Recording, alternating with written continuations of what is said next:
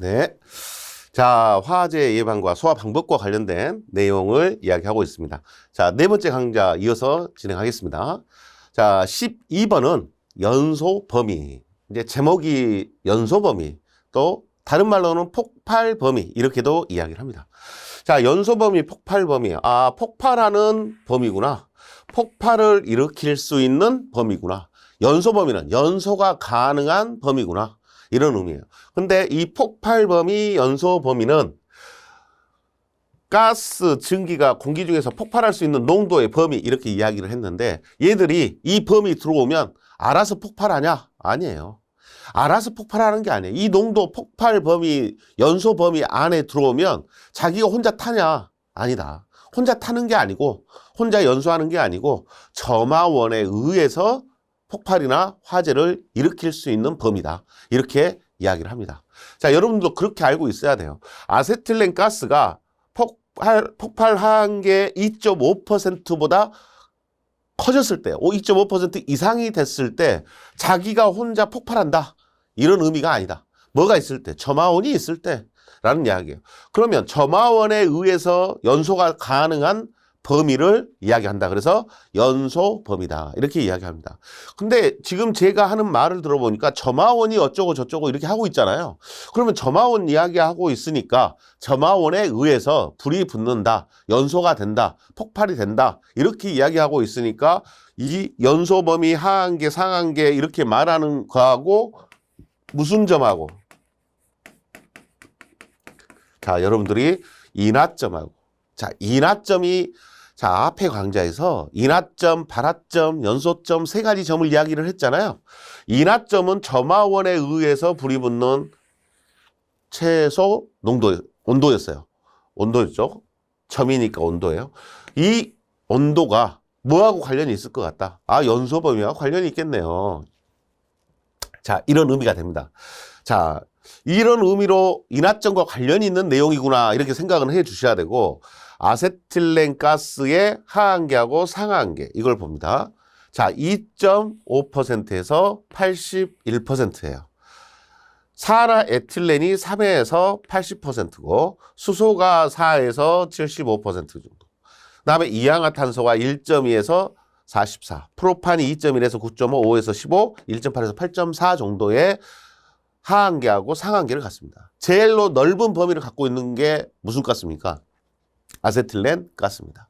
그래서 아세틸렌의 상한계, 하한계는 기억을 해볼 만하다. 왜? 가장 연소 범위가 넓기 때문에. 그래서 아세틸렌 가스하고 수소가스, 대표적인 가스가 수소입니다. 아세틸렌, 수소, 이양화탄소 이런 가스들에 대해서 또 증기에 대해서는 폭발 상한계, 하한계를 기억을 해볼 만하다. 이렇게 말씀을 드립니다. 자, 일반적으로 이렇게 상한계, 하한계가 계산 문제가 나왔을 때 주어지는 경우가 종종 있습니다. 대부분 주어진다고 보는데요. 이렇게 안 주어지는 경우가 있어요. 예를 들어 가솔린 같은 경우가 그렇습니다. 가솔린, 휘발유.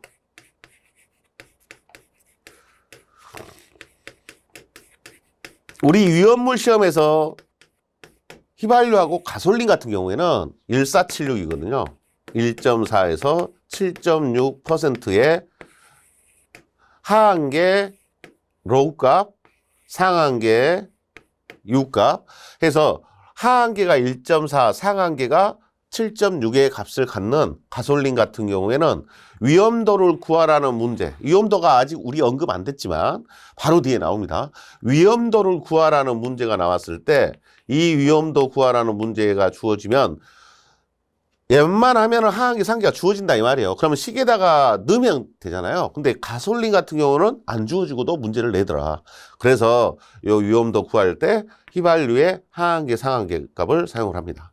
자, 위험도. 뭘 알고 있어야 위험도를 계산할 수 있다? 하한계하고 상한계 값을 가지고 얼마나 이 가스가 위험한가를 수치화시키는 걸 위험도라고 해요. 그래서 자, 다음 강좌 보시면 다음 내용 보시면 가연성 가스의 위험도 공식이라고 나옵니다. 상한계와 하한계의 차이를 하한계로 나누어서 구한 값이다. 이렇게 이야기를 하고 위험도 구하는 식은 하한계분의 상한계 마이너스 하한계예요. 자, 그래서 저 식에다가 가솔린 값을 계산해 보면 하한계가 얼마입니까? 분모에가 1.4가 들어가겠죠? 상한계가 7.6이에요. 마이너스. 다시 하한계를 빼니까 1.4를 계산합니다. 자, 그러면 1.4분의 여기서 7.6에서 1.4를 빼니까 6.2가 되지 않습니까? 6.2가 돼서 이 값을 계산하면 얼마 이렇게 나오겠죠? 이런 값들이 이렇게 계산하는 게 위험도를 구하는 방법이에요. 어렵지 않죠? 하한계분의 상한계 마이너스 하한계. 자, 이런 간단한 식을 가지고 여러분들 활용할 수 있으면 됩니다. 자, 이렇게 위험도 구하는 거하고, 죄송합니다. 위험도 구하는 거하고 휘발유의 가솔린의 하한계, 상한계. 우리 표에는 없지만, 자, 표에는 없지만 기억을 하자는 이야기죠. 뭐하고? 1.476, 1.4, 7.6. 이렇게 가솔린의 하한계, 상한계 정도는 기억을 해 주실만 합니다. 자, 세 번째는 혼합가스의 폭발 하한계입니다. 혼합된 가연성 가스의 폭발 상한계나 상한계, 하한계를 구할 때 사용하는 식이다. 지금 여기에 있는 혼합가스의 폭발 하한계 또는 폭발 상한계를 구하는 식이에요. 근데 혼합된 가연성 가스라고 했습니다. 그러면 실에 있는 어떤 실에 있는 가스가 한 종류가 아니라 여러 종류란 이야기입니다. 자, 그래서 가스가 2개가 있을 수도 있고 3개가 있을 수도 있고 그러잖아요. 그래서 이 혼합된 가스의 폭발 하한계, 상한계를 구할 때 쓴다. 자, 이 L이라고 하는 게 제가 로우라고 했죠. 하한계 값이에요. 이 실에는 자, 예를 한번 들어볼게요. 자, 어떤 장소가 A라는 실이 있는데 이 실에가 A라는 가스하고 A 가스하고 자, 제가 이름을 써버리겠습니다. 아세틸렌 가스하고 수소가스가 있습니다. 수소가스가 있는데 이 아세틸렌 가스하고 수소가스가 혼합이 돼 갖고 있는 실이에요. 그러면 아세틸렌의 하한계는 2.5에서 81의 범위를 갖고 있죠. 수소는 4에서 75의 범위를 갖고 있어요. 폭발 범위가. 이렇게 두 가스의 폭발 범위가 다르잖아요. 하면 아세틸렌은 하한계가 2.5고 수소는 하한계가 4다 이 말이죠. 그러면 2.5짜리하고 4짜리가 같이 혼합이 돼 갖고 있을 때는 이 혼합된 가스의 하한계를 얼마로 봐야 돼? 이렇게 물어보더란 이야기죠. 그럼 이렇게 두 가스가 혼합돼 있을 때 하한계는 어떻게 구해야 돼? 라고 할 때 사용하는 식이 뭐다? 르샤틀레 공식이다. 그래서 식을 보면 L1분의 V1 플러스 L2분의 V2분의 V1 플러스 V2 이렇게 써줬지 않습니까? 그래서 그러면 내가 이 두 가스가 섞였을 때 하한계를 구하기 위해서는 이 실에 아세틸렌이 차지하고 있는 비율이 얼마나 되는지, 수소가 얼마나 되는지, 이 실에 차지하는 비율이 그 값을 알려줘야 내가 구할 수 있다는 이야기죠. 다시 말하면 아세틸렌의 폭발 범위, 수소의 폭발 범위는 정해진 값이잖아요. 정해진 값인데 이 실에 실제 아세틸렌 가스가 몇 퍼센트 있는데 이걸 알아야 돼요. 그 비율을 알아야 돼요. 그래서 그 비율 알아보니까 이 실의 아세틸렌 가스가 20%래. 이 실에 있는 수소가스는 30%래. 그러면 두 개를 더해도 100%가 안 되네요? 이 실에 있는 가스가 20, 30 하면 50%잖아요. 그럼 나머지 50%는 뭐냐 이거죠. 그 나머지 50%는 그럼 나머지 50%는 뭐야 봤더니 그냥 공기야. 이런 말이에요. 아, 아세틸렌이 20이고 수소가 30이라고만 문제에서 주어지면 나머지 50%에 해당되는 것은 뭐라고 생각을 해야 된다? 공기라고 생각하면 됩니다. 자, 그러면 L1분의 V1 플러스 L2분의 V2 이렇게 이야기를 했으니까 첫 번째 하한계는 아세틸렌을 1번 가스로 보고 수소를 2번으로 봤으니까 편하게 바꿔도 상관없습니다. 아세틸렌의 하한계가 L1이에요. 자, 2.5가 L1이 되고 그 다음에 1번 가스의 최적 비율이에요. 이 실에 아세틸렌 가스가 몇 퍼센트 있는데 20%. 플러스 2번 가스의 하한계는 4예요. 몇 퍼센트 있는데 30%가 있다. 그래서 V값이 볼륨에서 최적 비율입니다. 이 실에 차지하고 있는 비율. 그런 의미예요. 하한계가 아니에요. L은 하한계고 V는 이 실을 차지하고 있는 비율이다. 그 다음에 분자를 보니까 V1 플러스 V2예요. 그러면 여기가 V1이잖아요. 그래서 분모의 분자에 해당되는 20과 30을 더해준다. 여기에 있는 값들을 그대로 더해줘서 계산합니다.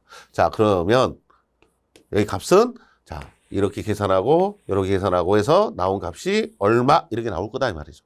이렇게 두 개 가스가 세 개 가스가 서로 섞어져 있는 상태에서 혼합된 상태에서 하한계가 얼마냐 상한계가 얼마냐 이렇게 물어볼 때 르샤틀레 공식이라고 부르는 요 식을 사용하게 됩니다. 자, 만약에 그래 하한계는 이렇게 구하구나. 그러면 아세틸렌의 상한계는 어떻게 구하니? 라고 물어봤을 때는 상한계 값을 이용합니다. 자, 2.5 대신에 뭘 넣으면 됩니까? 2.5는 하한계 구할 때 넣었으니까 상한계 구할 때는 81을 넣겠죠? 여기는 75를 넣겠네요. 그러면 여기서 구한 값은 상한계 값이 되겠네요. 혼합가스의 상한계 구하는 식이 되고 최적 비율은 어떻습니까? 변함이 없습니다.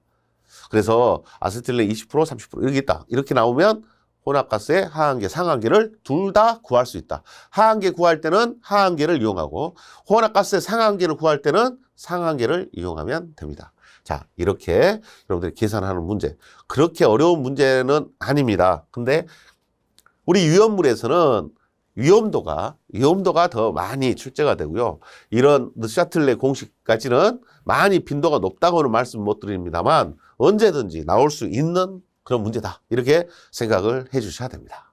자, 2번, 3번 위험도 계산하는 방법, 그다음에 혼합가스의 하한계, 상한계 구하는 방법 이런 것들에 대해서 정리를 잘 해 놓으셔야 될 부분입니다. 자, 4번 넘어갈까요? 폭갱 유도거리가 짧아지는 조건이다. 자, 폭갱 유도거리가 짧아진다 라는 말에서 일단은 이제 폭갱이라는 말이 나왔네요. 폭갱. 내가 폭발은 들어봤는데 폭발한다 이런 말은 들어봤는데 폭갱이 일어났다는 것은 뉴스에서 내가 들어본 적이 없는데 폭발과 폭행 이 두 가지를 구분을 먼저 하셔야 되겠다. 그래서 그래야 폭갱이라는 것에 대해서 우리가 어느 정도 이해를 할 수 있죠. 우리가 일반적으로 이야기하는 폭발이라고 하는 것은 우리가 말하는 타는 것은 연소였죠. 근데 이 타는 현상이 인간에게 해를 주는 타는 것은 화재가 됐죠. 그 화재가 일어났을 때 또는 폭발이라는 말은 화재나 연소 상태가 급격하게 증가된 상태입니다. 그래서 우리가 말하는 폭발의 범위는 연소 속도로 구분을 하는데요. 연소 속도가 얼마니? 라고 물어봤을 때 0.1에서 10m/s의 연소 속도로 가져요. 자, 폭발의 연소 속도는 이 정도 범위인데요. 폭갱은 얼마일까요? 자, 폭갱의 연소 범위는 어느 정도 되냐 봤더니 1000에서 1000m/s에서 3500m/s의 연소 속도를 갖더라라는 이야기입니다. 너무 빠르다. 자, 그러면 뭐가 위력이 더 센 겁니까? 폭갱이 당연히 위력이 센 거지 않습니까? 폭갱이라는 현상이 일어나면 연소 속도가 이렇게 빠르기 때문에 위력이 더 셉니다. 그래서 더 무서운 거예요. 그러면 자, 연소 속도 갖고 이렇게 구분을 하는구나. 그러면 10m/s보다 크고 1000m/s보다 작은 이 사이는 뭐라고 불러? 빈 틈새가 생겼네요. 빈 틈새가 생기니까 이 사이는 뭐라고 불러? 다시 말하면 경계가 뭐야? 이걸 궁금해하는 거죠.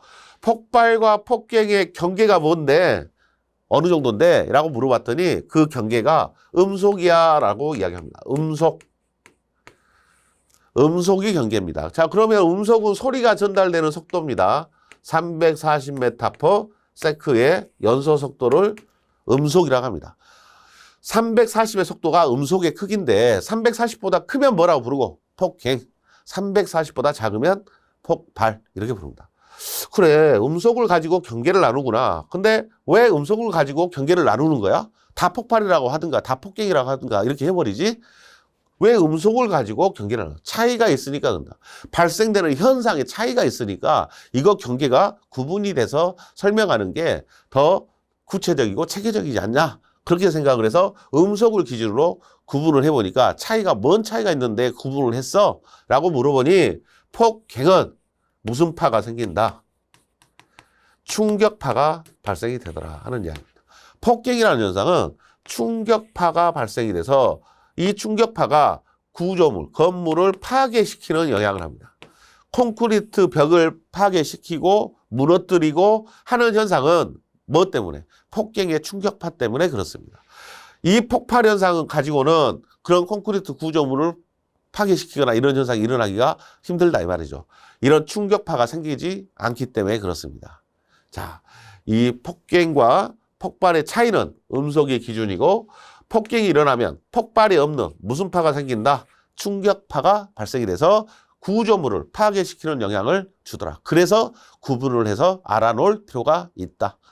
자, 그러면 다시 내용으로 와서 이 무서운 폭갱을 유도하고 싶다는 이야기죠. 유도하고 싶은데 그 거리가 짧아진다 이 말은 시간적으로 빨리 폭갱을 보고 싶다 하는 이야기예요. 이 폭갱 유도 거리를 짧아지게 한다는 말은 폭갱이 일어나는 조건을 최적화시켰을 때 폭갱이 우리가 볼 수 있는 현상이 되겠죠. 자, 폭갱을 보고 싶은 거예요. 쉽게 말해서. 폭갱을 보고 싶은 거, 유도한다. 이 말은 폭갱이 일어나게끔 내가 유도하고 싶어. 이런 의미예요. 그러면 조건이 좋은 조건이 되겠어요? 안전한 조건이겠어요? 위험한 조건을 만들겠어요? 폭갱이라는 현상이 아주 위험한 현상이잖아요. 그러니까 이 폭갱 실험 조건도 아주 위험한 조건이 된다. 그래서 점화원이 작아야 된다? 커야 된다? 점화원의 에너지가 강할수록 폭갱이 일어나기 쉽다 이 말이죠. 그래서 에너지가 센 점화원을 줘라. 겨우 불붙게 하지 말고 확 불붙게 해줘라 하는 이야기입니다. 그 다음에 시험하는 물질도 정상 상태에서의 연소 속도가 빠른 가스 갖고 하겠어요? 느린 거 갖고 하겠어요? 정상 연소 속도가 빠른, 평상시에도 연소가 아주 잘 되는, 그래야 뭐가 연소 속도가 음속보다 빨라질 수 있잖아요. 그래서 정상 연소 속도가 큰 가스 갖고, 쉽게 말하면 위험한 가스 가지고 실험을 해야 된다. 이런 이야기죠. 뭐가 위험해요? 잘 타는 게 위험하잖아요. 그러니까 잘 타는 거 갖고 시험을 하고 에너지도 부족함이 없이 충분히 줘야 되고, 그래야 한 번에 연소가 확 일어날 거 아니냐. 이런 의도예요. 그 다음에 1번, 2번은 광경이 작다는 말하고 장애물이 있을 거다 이 말하고 같은 말이에요? 틀린 말이에요? 같은 맥락이에요. 관 속에 장애물이 있어버리면은 광경이 줄어드는 효과가 나오잖아요. 그래서 광경이 작거나 장애물이 있거나 이렇게 하면 광경이 작아지고, 광경이 작아지게 되면 그 관 속에서의 이루어지는 분출 속도는 빨라집니다. 분출 속도가 빨라지기 때문에 광경이 작아지면 흐르는 속도가 빨라지잖아요. 그런 속도의 개념으로서 자, 속도를 증가시키기 위한 거죠. 속도를 증가시키기 위해서 광경은 작아져야 된다. 그래서 폭갱 유도 거리가 짧아질 수 있다. 이렇게 생각을 합니다. 자, 폭갱 유도 거리가 짧아진 조건, 광경이 작을 때, 장애물이 있을 때, 연소 속도가 빠른 가스일 때 점화원이 아주 강할수록, 클수록 폭갱이 일어나기가 쉽다라는 취지예요. 자, 이 폭갱에 관련된 내용이었습니다. 자, 정리가 좀 되셨어요? 폭발과 폭갱, 이 두 가지 구분하는 것부터 기억을 하셔야 되고, 여러분들이 메모해 놓으셨을 거라고 생각합니다만, 폭갱의 연소 속도, 폭발의 일반적인 연소 속도, 요 수치도 알아놓을 필요가 있어요. 폭발이 얼마나 있어요? 0.1에서 10. 폭갱은 1000에서 3500m/s의 연소 속도를 갖는다. 이렇게 말씀을 드렸습니다. 자, 그 속도까지 같이 메모해 놓는 걸로 하셔야 되고, 충격파라는 것이 발생이 된다. 이 말까지 같이 봐놓으셨으면 좋겠습니다. 자, 예제 보겠습니다. 아세톤의 위험도, 위험도라고 불렀습니다. 위험도는 H라고 쓰고 하한계분의 상한계 마이너스 하한계. 위험도 구하는 문제 식만 알면 해결할 수 있습니다. 그래서 이 식만 알면 해결할 수 있는 게, 이렇게 아세톤의 연소 범위는 얼마다라고 했더니 하한계 상한계가 주어졌잖아요. 2분의 13 마이너스 2 이거 하면 돼요. 5.5네요. 예, 답이 3번입니다. 자, 이렇게 상한계하고 하한계가 주어져 가지고 문제가 나오면 아주 쉬운 문제죠. 예. 자, 2번입니다. 폭갱 유도거리가 짧아지는 요건에 해당하지 않는 거. 방금 했던 거네. 폭갱 유도거리가 짧아지고 연소 속도가 큰 가스 가지고 할 것 맞습니다. 그래야 잘 타야 연소 속도가 빨라질 거 아닙니까? 자, 방해물이 없거나 광경이 크다? 광경이 클 때예요? 작을 때예요? 작을 때죠. 예. 압력이 높은 경우 맞습니다. 점화원의 에너지가 클 경우 맞습니다. 자, 점화원의 에너지가 크거나 압력이 높은 경우 우리 내용에는 없었습니다만 압력이 높아지면 위험해요, 안전해요? 압력이 높아지면 위험해지잖아요. 그러니까 폭갱이 더 위험한 거니까 위험한 것이 일어나기가 쉬운 조건이 되죠. 그래서 압력이 높은 경우. 그 다음에 2번에서 답이 나왔죠. 예, 클 때가 아니라, 관경이 클 때가 아니라 작을 때. 그래서 답을 압력이 나오니까 압력은 내용이 없었는데 이렇게 하지 마시고 압력이 높으면 안전한 거야 위험한 거야 생각을 해보셔야 돼요. 압력이 높으면 위험한 방향으로 설명이 됩니다. 점화원이 크다 이런 것도 앞에 나왔던 내용이고요. 답은 2번에서 정리가 됐습니다. 자 13번입니다. 화재, 폭발의 이상현상에서 나와 있습니다. 자, 용어 설명 개념인데요. 블레비라고 이야기합니다. 자, 이거 읽을 때 어떻게 읽는다? 블레비 이렇게 읽습니다. 블레비 이렇게 부르고요. 물론 약자입니다. 뭐의 약자냐면 우리말로 쓰면 비등 액체, 비등 액체, 팽창, 증기폭발. 시험에서도 이렇게 기호로 나와버리기 때문에요. 여러분들이 비등 액체 팽창 증기 폭발이랑 이 용어를 영어로 썼을 때의 첫마디를 다 첫자를 따가지고 블레비 이렇게 나타낸 거예요.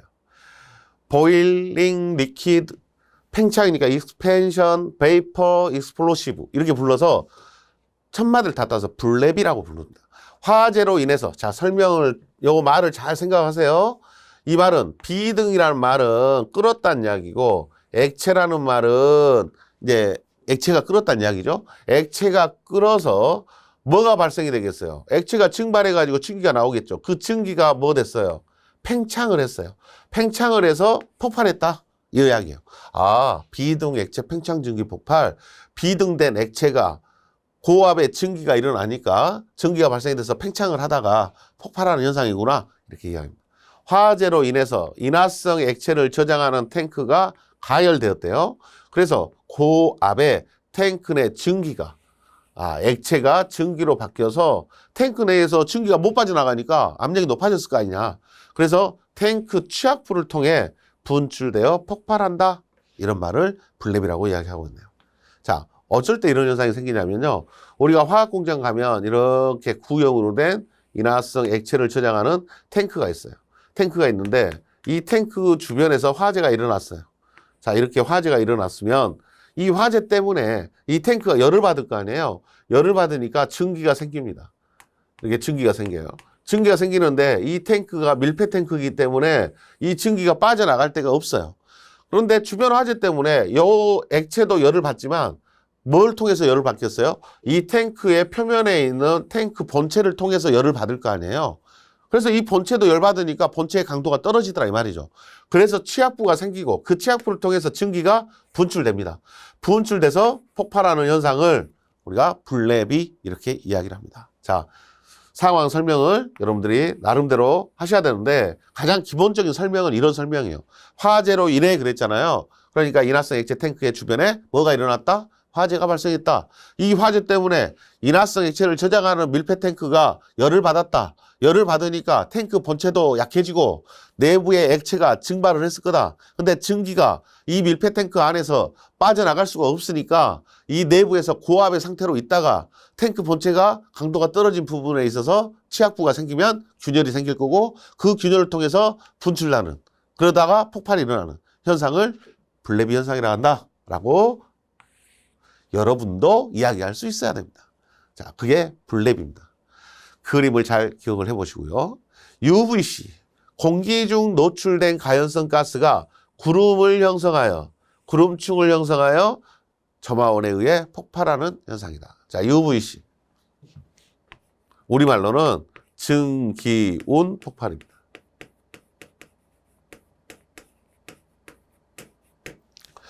자, 증기운 폭발은 증기가 구름 문자예요, 구름은. UVC는 증기운 폭발이라고 부르는데 구름 문자를 썼습니다. 그래서 설명할 때도 공기 중에 노출이 됐대요.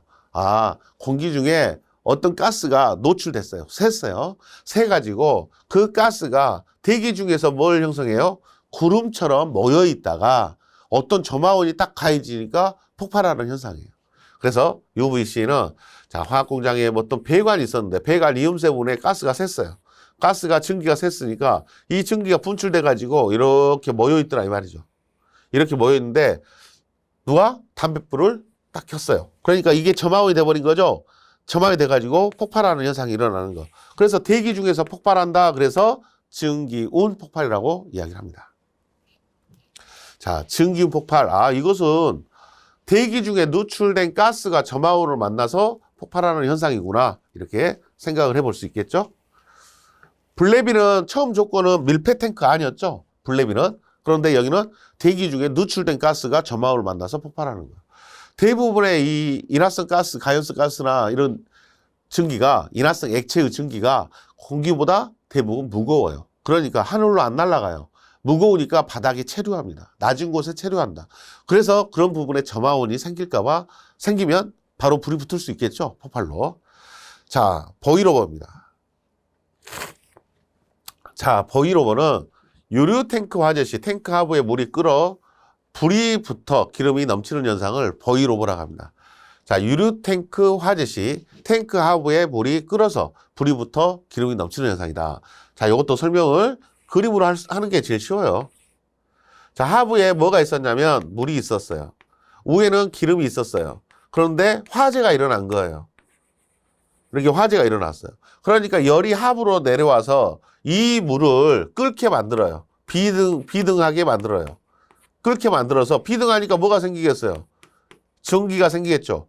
물이 증발해서 증기가 발생이 되더라. 그 증기가 모여가지고 이렇게 부풀어 올라와 버리니까 요 기름이 밀려서 올라와서 불 붙은 기름이 탱크 밖으로 넘쳐버리는 현상입니다. 자, 다시 이야기하면 기름보다 물이 무겁잖아요, 일반적으로. 그래서 기름 속에 물이 들어가면 물이 아래를 차지해요. 근데 화재가 일어났어요. 화재가 일어나면 그 열이 서서히 아래로 전달돼서 물을 끓게 만들어요. 물을 끓게 만들면 물이 증발하겠죠. 그러면 그 증기가 모여가지고 이렇게 모여서 기름을 밀어붙입니다. 위로 밀어붙여서 탱크 밖으로 넘치게 하는 현상입니다. 그걸 뭐라고 부른다? 보일 오버. 이렇게 이야기를 합니다. 자, 여러분들이 여기 보일 오버, 또 UVC, 블레비 이런 용어들에 대해서 간단한 그림을 활용을 해서 기억을 할 수 있도록 하셨으면 좋겠고요.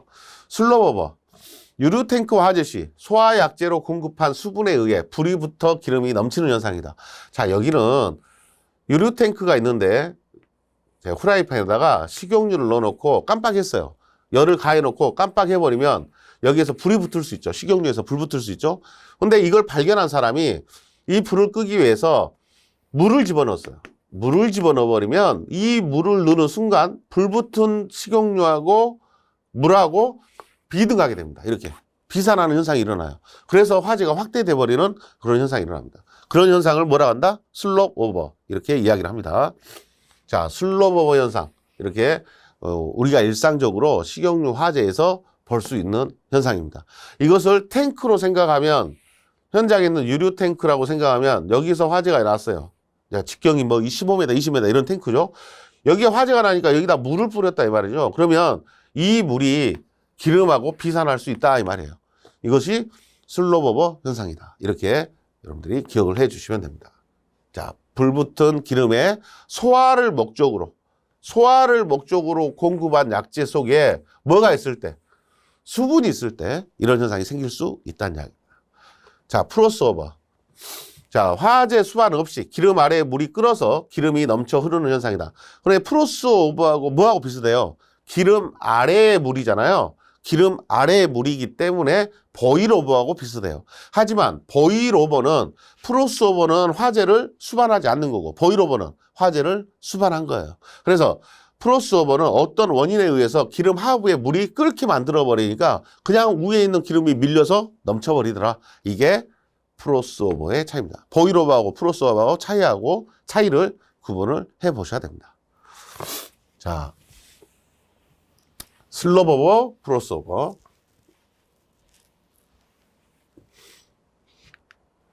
예제입니다. 가연성 액화가스 탱크 주위에서 화재가 발생한 경우에 탱크의 가열로 인하여 그 부분의 강도가 약해져 탱크가 파열됨으로써 내부에 가열된 액화가스가 급속히 팽창하면서 폭발하는 뭐 내용을 읽다 보니까 말이 만들어져 버리죠. 자, 제일 마지막에 뭐였냐? 폭발했다 그랬고요. 팽창하면서 탱크가 파열됐다 이 말이 나오고요. 여러분 강도가 약해져서 뭔 설명할 때 나왔던 거예요? 불랩이라고 설명을 할 때 인화성 액체 탱크에 화재가 발생하니까 탱크가 고압이 상태가 돼서 강도가 약한 부분이 파열돼서 액화가스가 팽창 폭발하는 현상이다. 이렇게 이야기했던 불랩이 현상을 설명하고 있죠. 네, 불랩이를 설명하고 있습니다. 자, 이렇게 설명을 하고 이게 무슨 현상이냐 이렇게 물어본다는 이야기죠. 이렇게 나왔을 때 여러분들이 해결이 될 수 있도록 하셔야 됩니다. 자, 2번. 유류화재 시 발생하는 이상현상인 보일오버의 방지 대책으로 가장 거리가 먼 것은 그랬어요. 자, 보일오버 끓어서 넘쳤다 이 말이잖아요. 기름 아래에 있는 물이 화재 때문에 화재가 일어나서 기름 하부에 물이 끓어서 불 붙은 기름을 탱크 밖으로 넘치게 만들어버리는 현상. 이것을 보일오버 이렇게 불렀죠.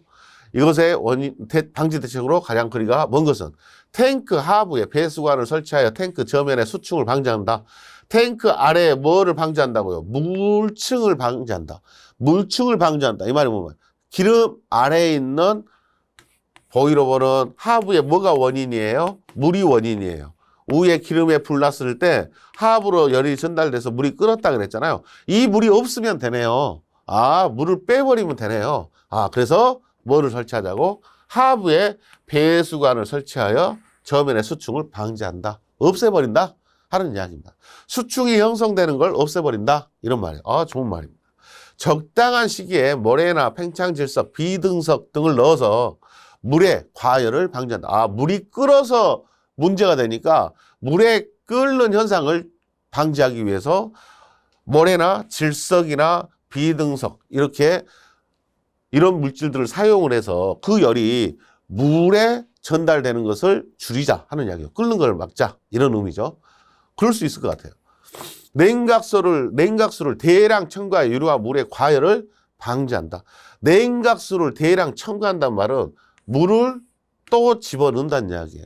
물을 또 집어넣어서 자, 이런 기름에다가 여기에다 물을 집어넣게 되면 다른 문제가 또 생길 수 있죠. 다른 문제가 생길 수도 있고 이것의 원인이 물인데 여기다 물을 또 집어넣어서 방지한다. 야, 내용상으로 말로는 맞을 것 같지만 우리가 생각을 해봤을 때 물의 원인인데 물이 또 들어간다. 좋은 말이 아니죠. 또 탱크 내용물의 기계적 교반을 통하여 에멀전 상태로 하여 수층 형성을 방지한다라고 했습니다. 그래서 물층, 수층을 형성되는 것을 방지하는 방법으로 기계적 교반을 사용하는 방법을 쓰겠다 하는 이야기예요. 자, 2번 문제는요. 말이 어려운 말들이 나와 있습니다만 뭘 알고 있으면 보일오버의 원인이 기름 하부의 물이 원인이다.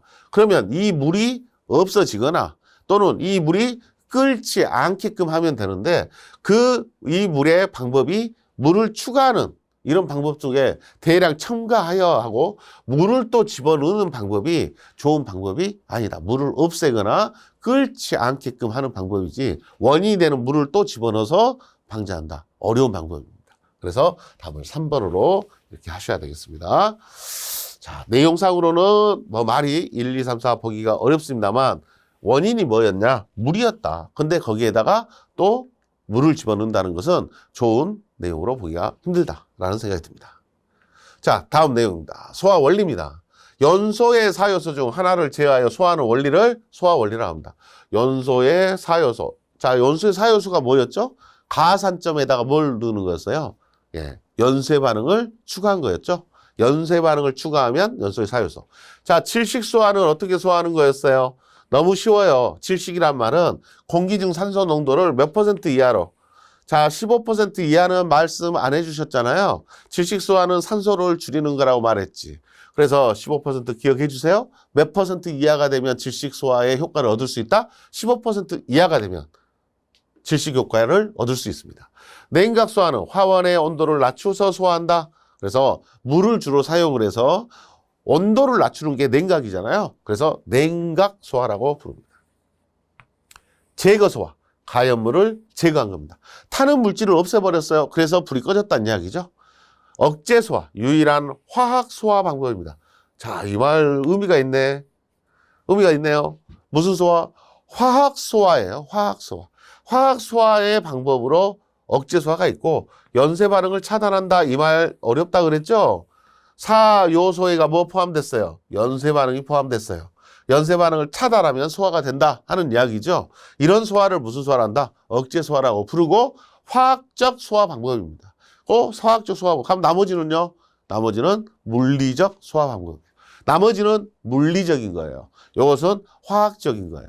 그래서 화학적, 왜? 연쇄 반응이라는 것이 화학 반응이거든요.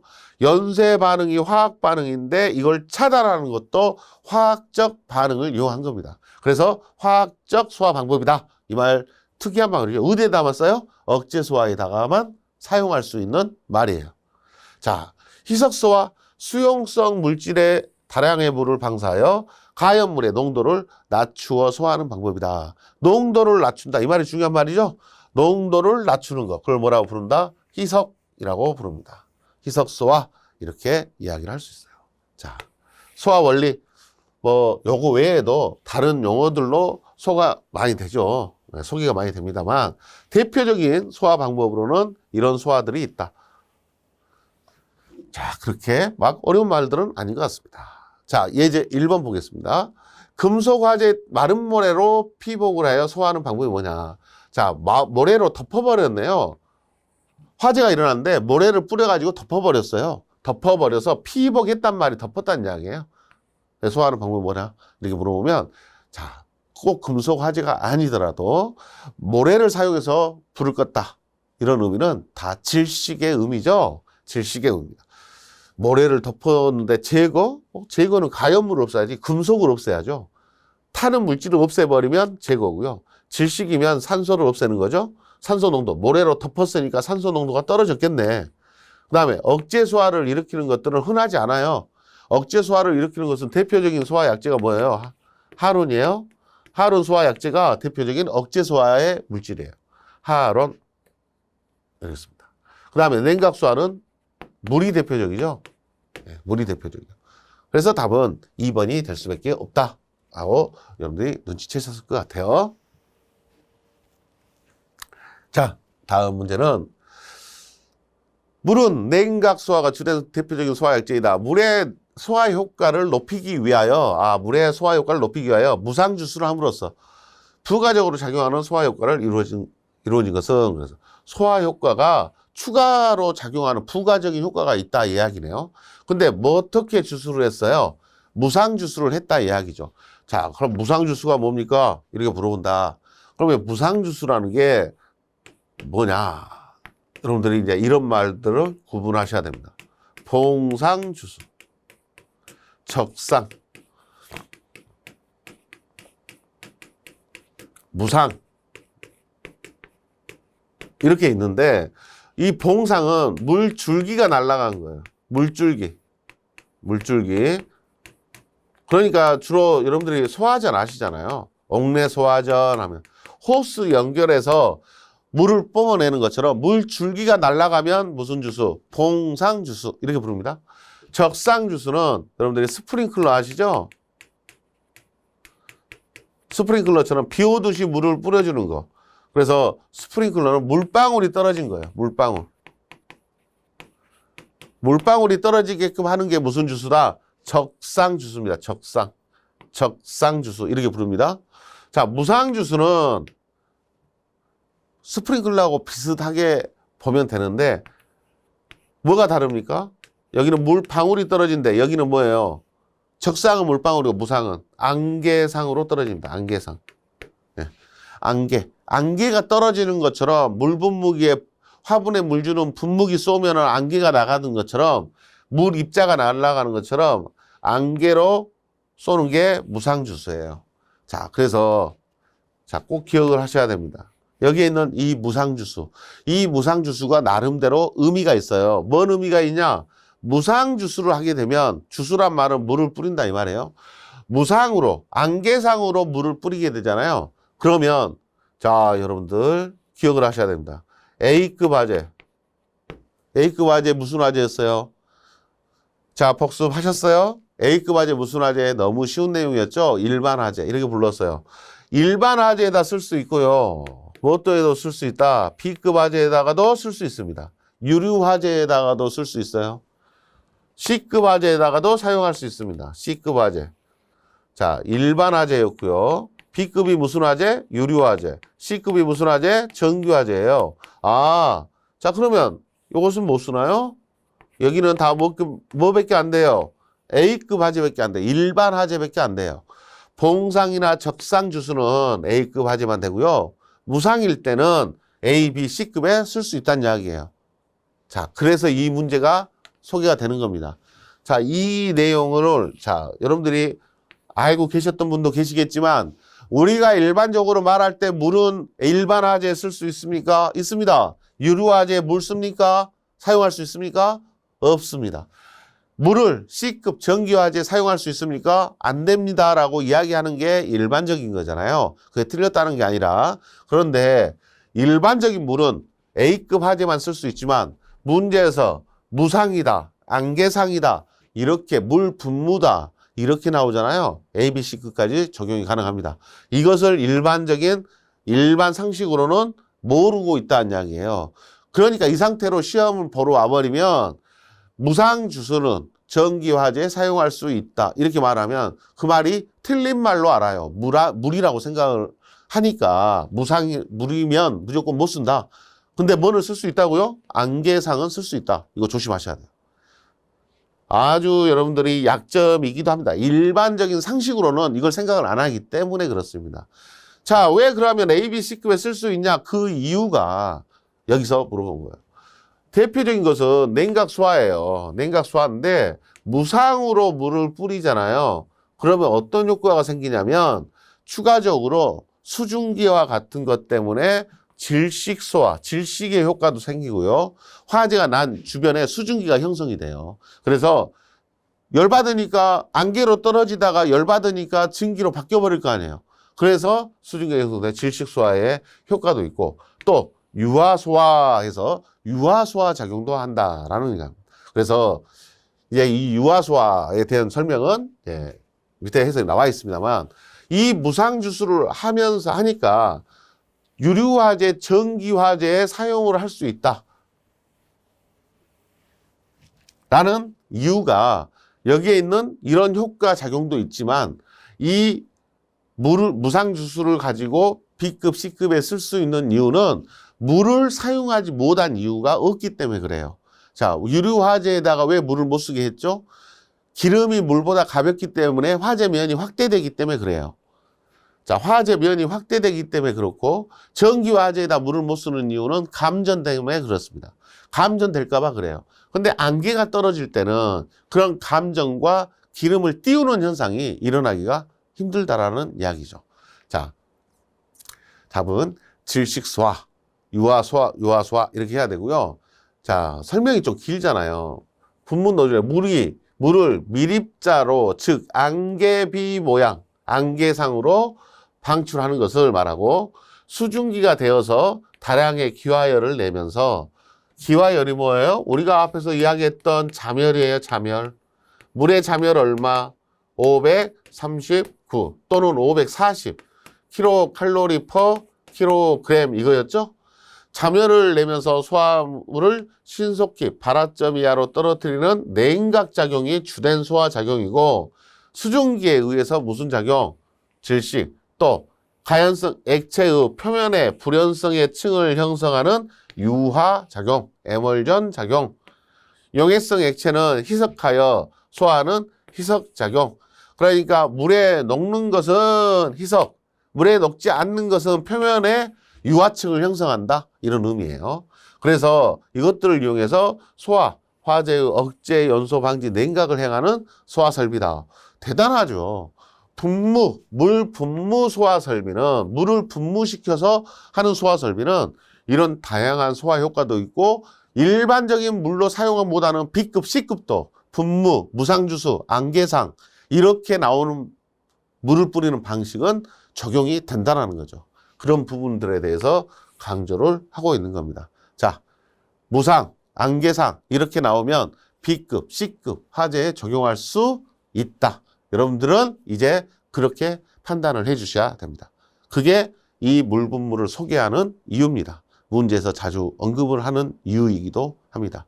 여러분들한테 함정을 가지고 있는 문제를 여러분들이 이제 빠지면 안 되겠죠? 이것들을 쉽게 답을 찾을 수 있도록 하시는 게 중요한 내용이 됩니다.